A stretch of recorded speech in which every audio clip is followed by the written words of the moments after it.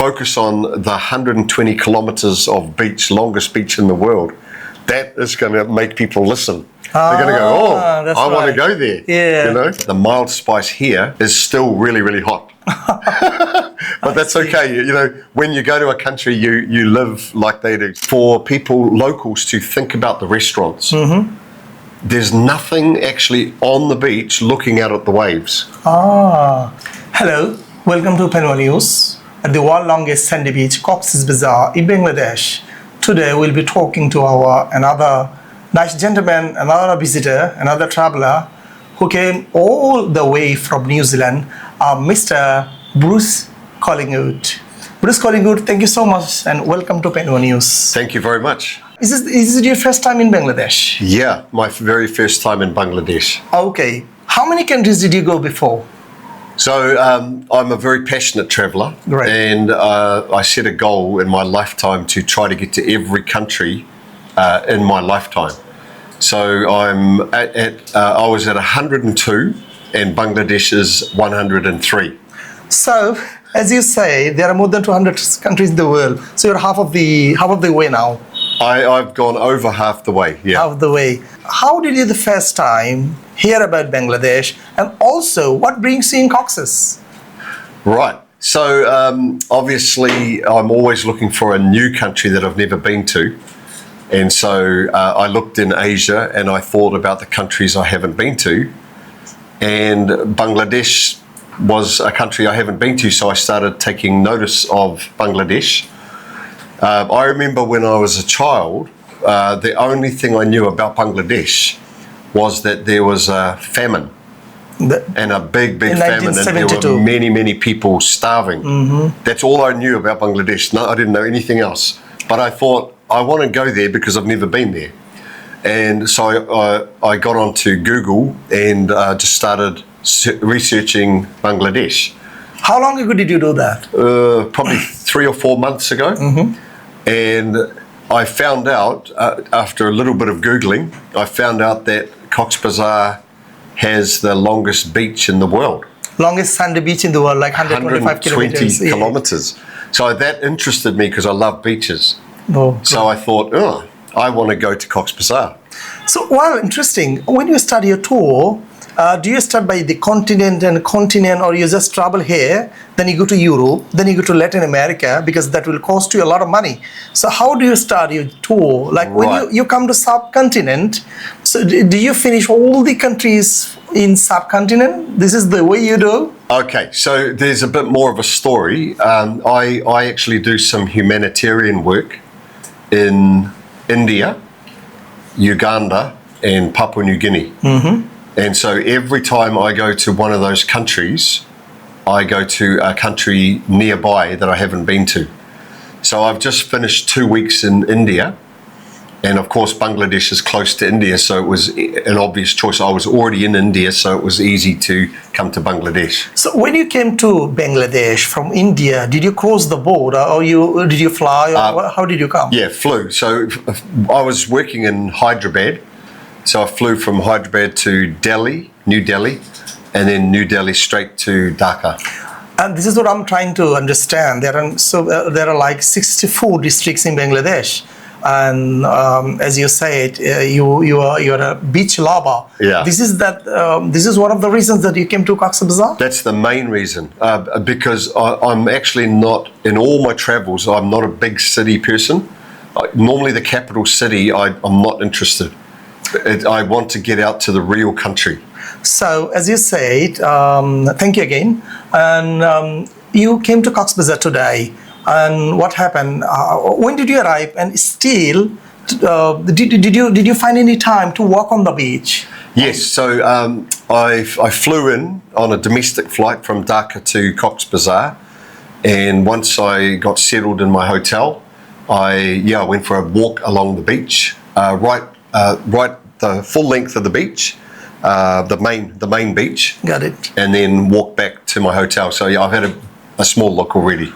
As you said, you have been so many different countries in the world, and you have been to the sea areas. And what are the differences did you find today? Because one of the differences, I must say, the Western were really puzzled and they were really surprised to see the people are going to the beach wearing a good short pant, the women wearing shari. Yes. They are like they are going to office. So does it make any differences comparing to the other beach areas? Well, one of the big things that stood out is how many people were at the beach. Just so many people.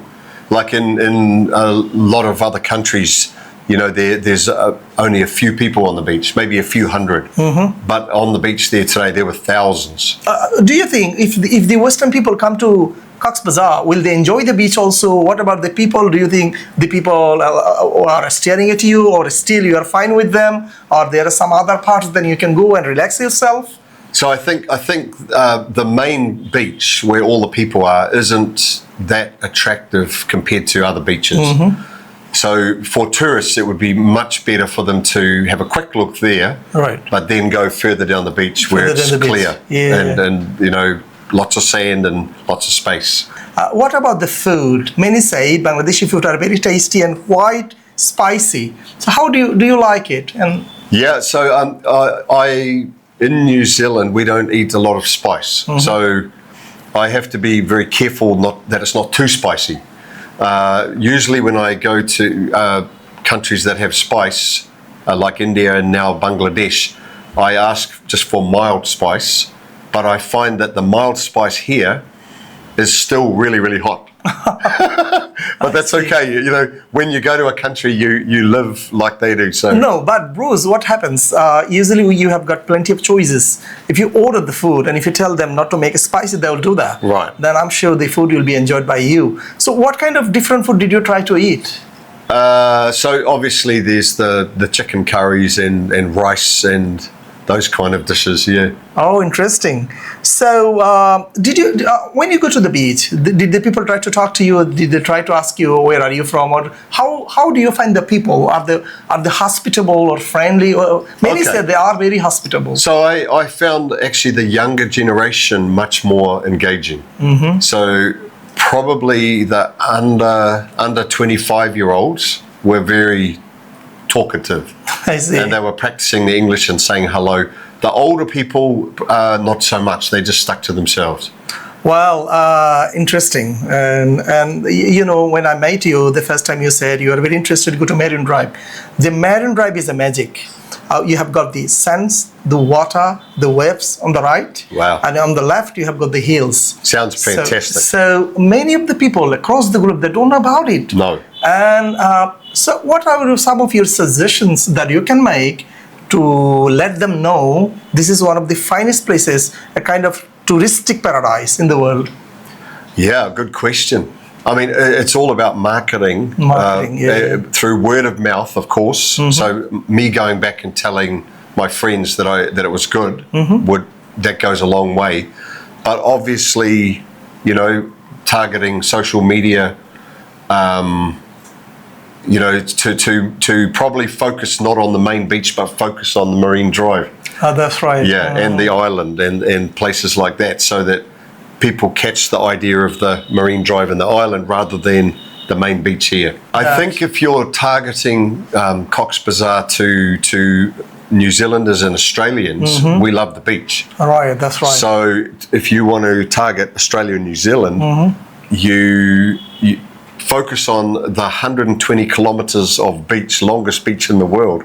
That is going to make people listen. They're going to go, I want to go there. Yeah. That's like a catchphrase. Do you have a lot of beaches in your country also? Many beaches. Obviously, New Zealand's a big island. I know. So we are completely surrounded by the sea. But this is what I'm trying to understand. So you have got the beaches.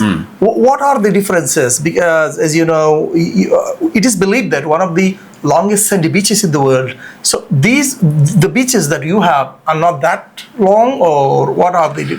They're good sized beaches, but not 120 kilometres. I think we've got a 90-mile beach in New Zealand, but not 120 kilometres. So just the idea that it's the longest one, it's attractive to come to. I see. To say, hey, I've seen the longest beach in the world. Usually what we do not ask any personal question when they come, but still you said, what do you do for a living? You said you're a social worker. So I'm a social worker, yeah. Okay. Do you do a lot of charity then also? Yeah, so when I probably the last 15 years, like when I was younger, I didn't do so much charity, but in the last 15 years, I've travelled every year to other countries to help put in things like water wells for villages that need water, schools, classrooms, and community centres. The countries you mentioned before, India, India, and Papua Uganda, New Guinea, and Papua New Guinea. So, Bruce, again, I would like to say, if you go back, and what are some of the reasons that you will inspire some of your fellow travelers or your friends or family members to visit Cox's Bazar? What are some of the good reasons that you will encourage them to come here? Well, I instantly like the less amount of people in Cox's Bazar compared to Dhaka. That's right. So that's attractive as well. It's more laid back, more kind of relaxed compared to Dhaka. That's a big plus. I see. But there is one thing I was thinking about too, is for locals to think about the restaurants. There's nothing actually on the beach looking out at the waves. They're all back from the beach. You're talking all about the kind of a tremendous location that from there, the beach and the waves can be viewed. Exactly. I see.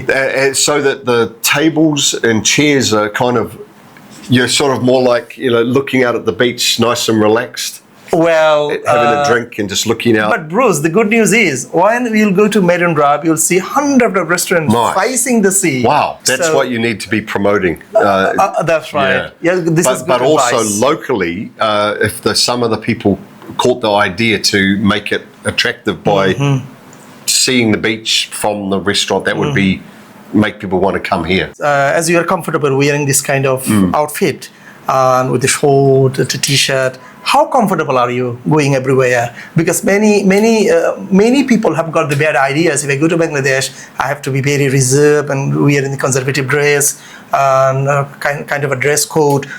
They also respect our culture. Yes. But how comfortable are you going everywhere with this kind of clothes? I'm fine, but I am also aware that some people might not like it.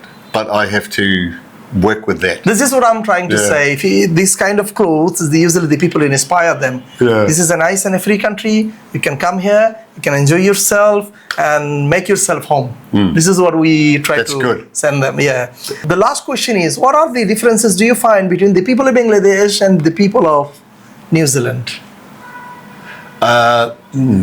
Obviously, I would say your culture and religion restrict you a bit. So that means probably in New Zealand we're a lot freer. No, I don't say it restricts us. The people are quite interested to follow the commandment of the God. Right. So we do it willingly. It doesn't block us from anywhere. It doesn't block us from anywhere. But still, as you say, from me coming in from the West, it seems not as free. Not as free, yeah. If I compare it to New Zealand. I must say, thank you so much for your precious time. And it is, I'm sure you'll enjoy Cox's Bazar. Hopefully, you will have great experience traveling all around Bangladesh and Cox's Bazar. And thank you again from the core of the heart of Panowa News. And Panowa News welcomes you and wishes you good luck. Thank you very much. You so much. I'm looking forward to spending a few days looking around Cox's Bazar.